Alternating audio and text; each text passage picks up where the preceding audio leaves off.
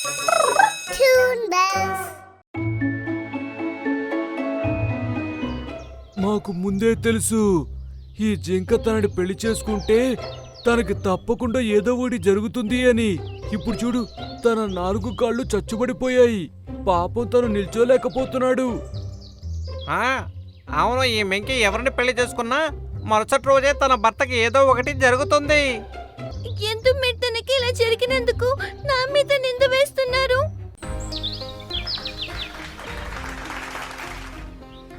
Blue bird అడవిలో ఒక మగ జింక మరియు ఆడ జింకల జంట ఉండేది.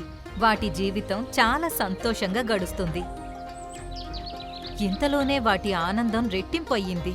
ఆడ జింక ఒక బిడ్డకి జన్మనిచ్చింది. అరే వా, నా బిడ్డ ఎంత ముద్దుగా ఉన్నాడు, ఎంత అందంగా ఉన్నాడు. ఆ రెండు చాలా సంతోషంగా ఉన్నాయి, ఎందుకంటే వాటి ఫ్యామిలీ కంప్లీట్ అయింది.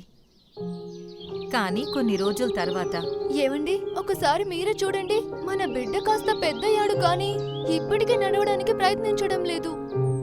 నానా మున్నా, నువ్వెందుకు లేచి నిలబడ్డం లేదు? నాన్న, నేను నిలబడడానికి ప్రయత్నిస్తున్నాను, కానీ నా కాళ్ళు సహకరించడం లేదు. అదెందుకో అర్థం కావట్లేదు. తన మాటలు విని అవి రెండూ బాధపడ్డాయి. ఉదయం సాయంత్రం తమ బిడ్డను అలా చూసి అవి ఏడుస్తూ ఉండేవి. అప్పుడే ఒకరోజు వాటి ముందు ఒక దేవకన్య ప్రత్యక్షమైంది.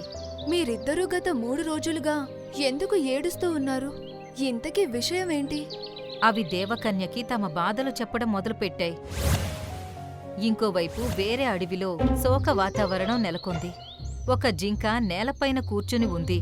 అక్కడే పక్కన మింకీ అనే ఇంకో జింక కూర్చుని ఏడుస్తూ ఉంది. మాకు ముందే తెలుసు ఈ జింక తనని పెళ్లి చేసుకుంటే తనకి తప్పకుండా ఏదో ఒకటి జరుగుతుంది అని. ఇప్పుడు చూడు, తన 4 కాళ్ళు చచ్చుబడిపోయాయి. పాపం తను నిల్చోలేకపోతున్నాడు. అవును, ఈ మెంకి ఎవరిని పెళ్లి చేసుకున్నా మరుసటి రోజే తన భర్తకి ఏదో ఒకటి జరుగుతుంది.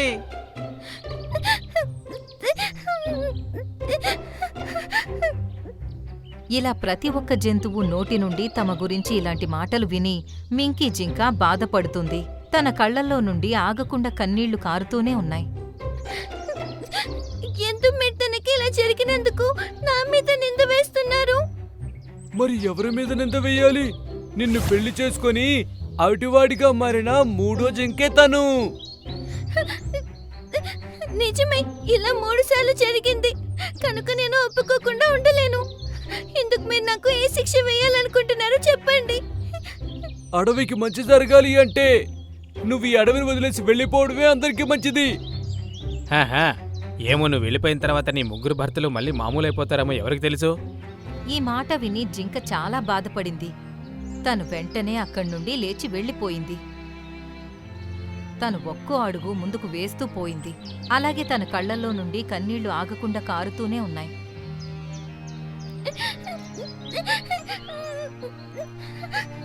అరే జింక, ఎక్కడికి వెళ్తున్నావు? చూస్తుంటే నువ్వు చాలా బాధలో ఉన్నట్టున్నావు. ఒకవేళ మీకు ఈ కథ నచ్చినట్లయితే దీన్ని లైక్, షేర్ ఇంకా కామెంట్ తప్పకుండా చేయండి. అలాగే మా యూట్యూబ్ ఛానల్స్ ని సబ్స్క్రైబ్ చేయడం మర్చిపోకండి. అవును, నేను నిజంగానే బాధల్లో ఉన్నాను. ఇప్పటి వరకు నేను 3 పెళ్లిళ్ళు చేసుకున్నాను. నా 3 భర్తలు 4 కాళ్ళ మీద నిలబడే శక్తిని కోల్పోయి వీటి వల్ల అయిపోయారు. నిజంగా నేను ఒక దురదృష్ట జింకని. అరే, ఇవన్నీ అనవసరమైన మాటలు. ఒకవేళ నీకు ఈ అడవిలో ఇబ్బందిగా ఉంటే నువ్వు బ్లూ వరల్డ్ అడవికి వెళ్ళు. Blue world? బ్లూ వరల్డ్కి పద, నేను నిన్ను తీసుకెళ్తాను.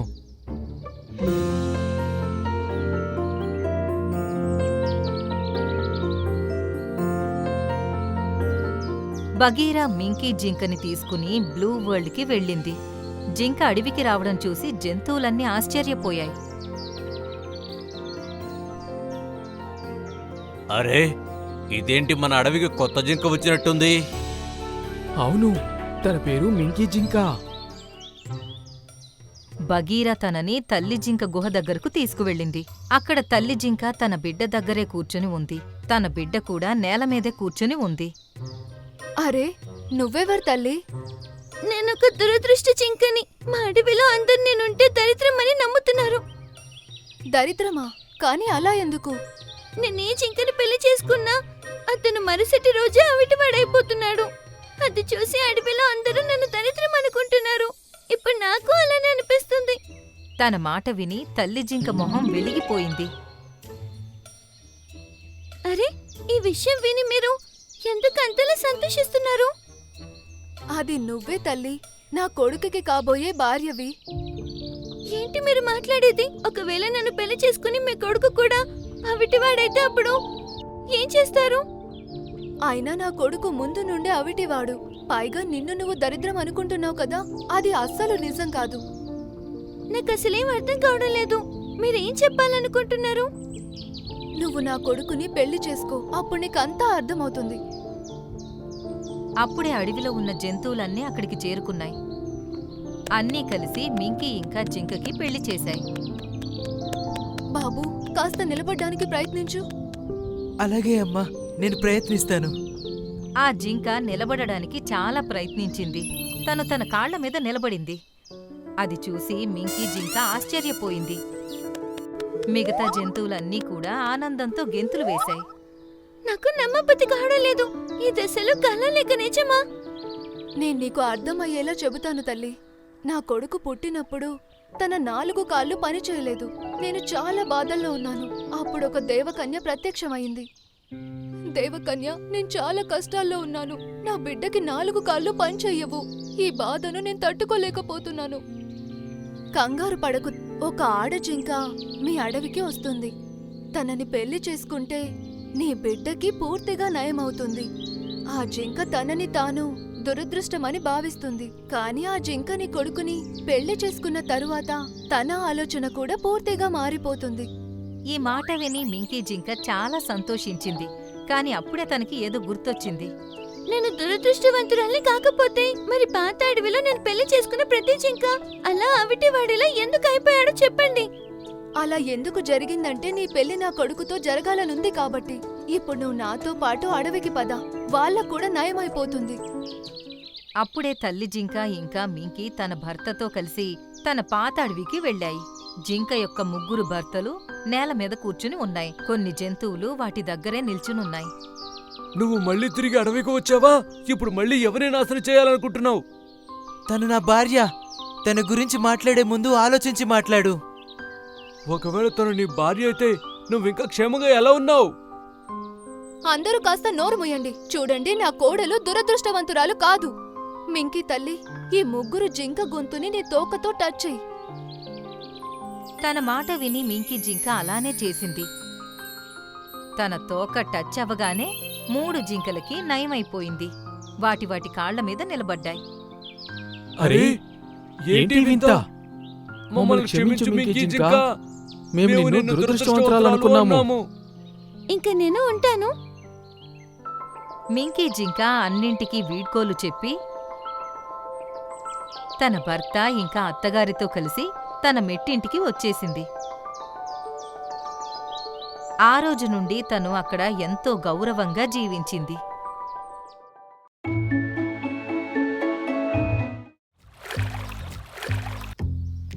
అరే వా, ఈ రోజు ఒక ఫ్రెష్ మేక తినే అవకాశం నాకు దొరికింది. ఈ రోజు నేను పార్టీ చేసుకోవచ్చు. అరే అరే, నువ్వేం చేస్తున్నావు? అది షేర్ ఖాన్ కూతురు. ఏ? ఏంటి, ఒక మేక? నువ్వు అన్నట్టు ఒక మేక షేర్ ఖాన్ కూతురు ఎలా అవుతుంది? బిడ్డకి జన్మనిచ్చేటప్పుడు షేర్ ఖాన్ భార్యలో మేక యొక్క ఆత్మ దూరిపోయిందా ఏంటి? డ్రీమ్ ల్యాండ్ అడవిలో జంతువులన్నీ కలిసి ప్రేమగా జీవిస్తూ ఉండేవి. ఇక్కడ రాజు అయిన షేర్ ఖాన్ గత 2 సంవత్సరాలుగా తన భార్యతో కలిసి అక్కడే ఉంటున్నాడు. కాని వాళ్ళకి ఇంకా పిల్లలు పుట్టలేదు. ఒకరోజు సాయంత్రం ఒక చిన్న మేక కన్నీళ్లు కారుస్తూ అడవిలో తిరుగుతూ ఉంది. కనీసం ఈ అడవి అయినా నాకు వచ్చి రావాలని అనుకుంటున్నాను. ఒకవేళ ఇక్కడ కూడా నాకు సంతోషం దక్కకపోతే దేవుడి దయ వల్ల నాకు చావొస్తే బాగుంటుంది. తను 2 అడుగులు వేసిందో లేదో షేర్ ఖాన్ తనకి ఎదురుగా వచ్చాడు. అరే, నా అడవికి ఒక మేక వచ్చిందేంటి? నా పేరు చిన్కి. అలాగే నేను బ్లూ ల్యాండ్ అడవిలో మా అమ్మతో కలిసి ఉండేదాన్ని. కొన్ని రోజుల క్రితం తను చనిపోయింది. ఆ తర్వాత నాకు నా ప్రాణాలకి ప్రమాదం ఉండొచ్చు అనిపించింది. అక్కడున్న మాంసాహార జంతువులు నేను తినాలని అనుకుంటున్నాయి. నేను అక్కడ నుండి పారిపోయి వచ్చేసాను. కానీ నేను ఇలా ఇంకా ఎన్ని రోజులు పరిగెత్తాలనిపించింది. అందుకే నేను ఒక నిర్ణయం తీసుకున్నాను. ఇంకా నేను ఏ అడవికి వెళ్ళినా అక్కడే ఉంటాను, లేదంటే అక్కడ జంతువులకి ఆహారంగా మారిపోతాను. నువ్వు అనాథవా? తన కథ విని షేర్ఖాన్కి తన మీద జాలి కలిగింది. నువ్వు నాతో పద. భయం లేకుండా ఉండు. నా అడవిలో నీ ప్రాణానికి ఎటువంటి ప్రమాదం ఉండదు. షేర్ఖాన్ మేకని తీసుకుని తన గుహ దగ్గరకు వెళ్ళాడు. మేకని చూసి తన భార్య చాలా సంతోషించింది. అరే, మీరీ మేకని ఇక్కడికి ఎందుకని తీసుకొచ్చారు? ఈ రోజు రాత్రిది మనకి డిన్నర్ కాబోతోందా? అరే లేదు లేదు రాణి, తనని వేటాడి తీసుకురాలేదు. మన కూతురిలా పెంచుకుందామని తీసుకొచ్చాను. ఏంటి మీరనేది? అవును, ఈ రోజు నుండి తను మన కూతురు. దేవుడు మనకి సంతానం ఇవ్వలేకపోయినా ఈ అనాథ మేకని మన దగ్గరికి పంపించాడు. మనం తనని దత్తత తీసుకుందాం. అప్పుడు తన జీవితంతో పాటు మన జీవితం కూడా సంతోషాలతో నిండిపోతుంది. తను ఒక అనాథ అనే విషయం తెలిసి షేర్ఖాన్ భార్య మనసు కూడా కరిగిపోయింది. తను మేకని ప్రేమగా చూస్తుంది. షేర్ఖాన్ ఒక మేకని దత్తతకు తీసుకున్నాడనే విషయం నెమ్మది నెమ్మదిగా అడవిలో అన్నింటికీ తెలిసింది. అది విని జంతువులన్నీ రకరకాలుగా మాట్లాడడం మొదలుపెట్టాయి.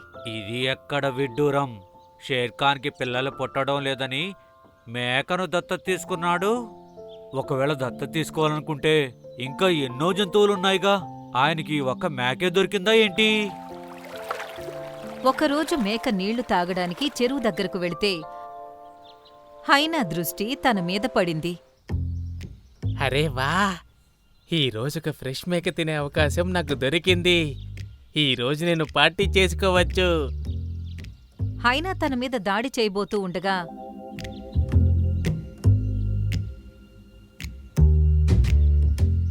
అప్పుడే నక్క వచ్చి తన నాపింది. అరే అరే, నువ్వేం చేస్తున్నావు? అది షేర్ఖాన్ కూతురు. ఏ? ఏంటి ఒక మేక? అలా అంటూ హైనా మేక వైపు చూసి గట్టిగట్టిగా నవ్వింది. నువ్వు అన్నట్టు ఒక మేక షేర్ఖాన్ కూతురు ఎలా అవుతుంది? బిడ్డకి జన్మనిచ్చేటప్పుడు షేర్ఖాన్ భార్యలో మేక యొక్క ఆత్మ దూరిపోయిందా ఏంటి? ఈ మాటలు విని మేకకి చాలా బాధ కలిగింది.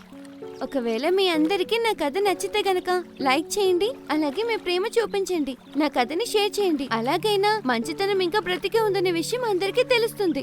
అలాగే మీరు కూడా అవసరమైనప్పుడు ఒక అనాథని చేరదీస్తారో లేదో కామెంట్ చేసి చెప్పండి. అయినా తను జంతువుల మాటలు వినడం అలవాటు చేసుకుంది. నెమ్మదిగా 1 సంవత్సరం గడిచిపోయింది. షేర్ఖాన్ ఒక సభ ఏర్పాటు చేశాడు.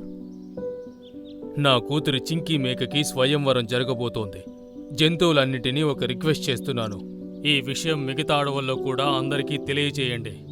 షేర్ఖాన్ ఈ విషయం ప్రకటించాక జంతువులన్నీ మౌనంగా ఉన్నాయి. కాని తరువాత తన మీద జోక్స్ వేసుకున్నాయి. సర్వనాశనం! అరే, మన రాజు షేర్ఖాన్కి అసలు ఏమయ్యింది? ముందు మేకని దత్తత తీసుకున్నాడు, ఇంకిప్పుడేమో తనకి స్వయంవరం ప్రకటించాడు. నాకింక ఈ అడవిలో ఉండాలన్నా కూడా సిగ్గుగా ఉంది. ఇలాగే జంతువులన్నీ షేర్ఖాన్ గురించి చెడుగా మాట్లాడుతున్నాయి. అలాగే తను చెప్పిన పని కూడా చేస్తున్నాయి.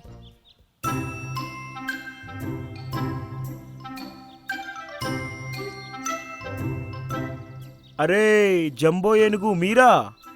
అవును, నేనే. మా రాజుగారు ఒక ముఖ్యమైన సందేశాన్ని పంపించారు. కొద్ది రోజుల క్రితం ఆయన ఒక మేకను దత్తత తీసుకున్నారు. ఇక్కడ తనకు స్వయంవరం చేస్తున్నారు. ఒకవేళ మీ అడవిలో ఏదైనా జంతువుకు పెళ్లి చేసుకోవాలనుకుంటే స్వయంవరానికి రావచ్చు. సరే, కానీ పెళ్ళికొడుకు ఎవరై ఉంటారు? జింకనా, సింహమా?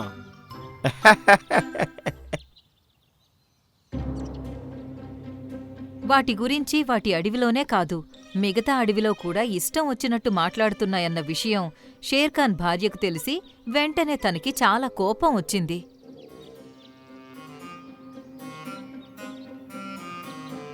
నీ వల్ల ప్రతి అడవిలోనూ మా పరువు పోయింది తెలుసా?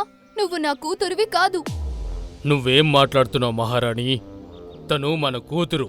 అందుకే తన స్వయంవరం కూడా మన అడవిలోనే జరుగుతుంది. తనని ఇంకో మాట కూడా అనకు.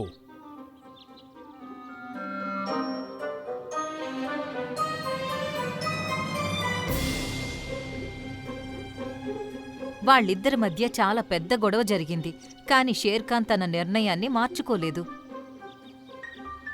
సాయంత్రం అవ్వగానే అడవిలో చాలా పెద్ద పార్టీ జరిగింది. దాని తర్వాత స్వయంవరం జరిగే సమయం వచ్చింది. ఒకవైపు మేక నిల్చుంది, ఇంకోవైపు కొన్ని జంతువులు నిలబడ్డాయి. తల్లి, ఈ పెళ్లి కొడుకులలో నీకు సరైన వరుణ్ణి నువ్వే ఎంచుకో. మేక అక్కడ ఉన్న పెళ్లి కొడుకును చూసి ఇలా అంది. మీ ముగ్గురులో ఎవరైతే నా ప్రశ్నలకి సరైన సమాధానం ఇస్తారో నేను వాళ్ళని నా వరుడిగా ఎంచుకుంటాను. ఈ మాట విని జంతువులన్నీ తనని జాగ్రత్తగా చూస్తున్నాయి. ఒకవేళ ఏదైనా జంతువు అనాథ అయితే మనం తనకి ఎలా సహాయం చేయగలమో చెప్పండి. నాకు తెలిసి మనం వాళ్ళని బాగా ఆహారం దొరికే ప్రదేశంలో వదిలేయాలి. అలా చేస్తే తను జీవితం ప్రశాంతంగా గడపొచ్చు. ఈ ప్రశ్న విని ఎర్రమేక మౌనంగా ఉంది. కాని తెల్లమేక ఇలా అంది. మనం తనకి ఎంత ప్రేమను చూపించాలి అంటే తనకి వాళ్ళ అమ్మా నాన్న కూడా గుర్తు రాకూడదు. ఎందుకంటే కేవలం ఆహారం దొరికినంత మాత్రాన జీవితం గడవదు కదా. జీవితంలో మన అనేవాళ్ళు ఉండటం కూడా ఎంతో అవసరం. నీ సమాధానం నాకు నచ్చింది. నేను నిన్నే పెళ్లి చేసుకుంటాను. ఈ మాట విని అన్నీ సంతోషించాయి.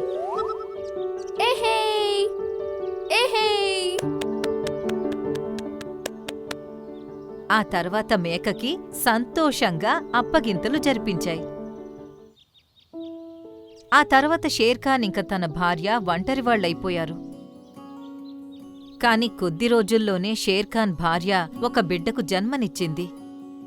అది చూసి అన్నీ ఆశ్చర్యపోయాయి.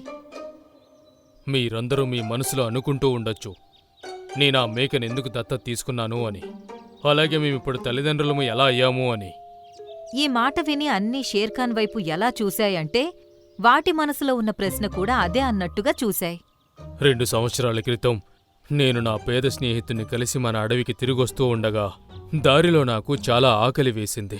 నేను వేటాడ్డానికి చూశాను, కానీ నాకు ఎక్కడా ఒక్క జంతువు కూడా కనిపించలేదు. కానీ కాసేపు నడిచిన తరువాత ఒక ఊరిలో నాకు ఒక చిన్న మేకపిల్ల కనిపించింది. నాకు చాలా ఆకలిగా ఉండటంతో నేను వెంటనే తనని వేటాడి తినేశాను. నేను నా ఆకలి తీర్చుకుంటూ ఉండగా ఒక పెద్ద మేక అక్కడికి వచ్చింది. నేను ఆ మేకపిల్లని తినడం చూసి తను గట్టిగా ఏడ్చింది.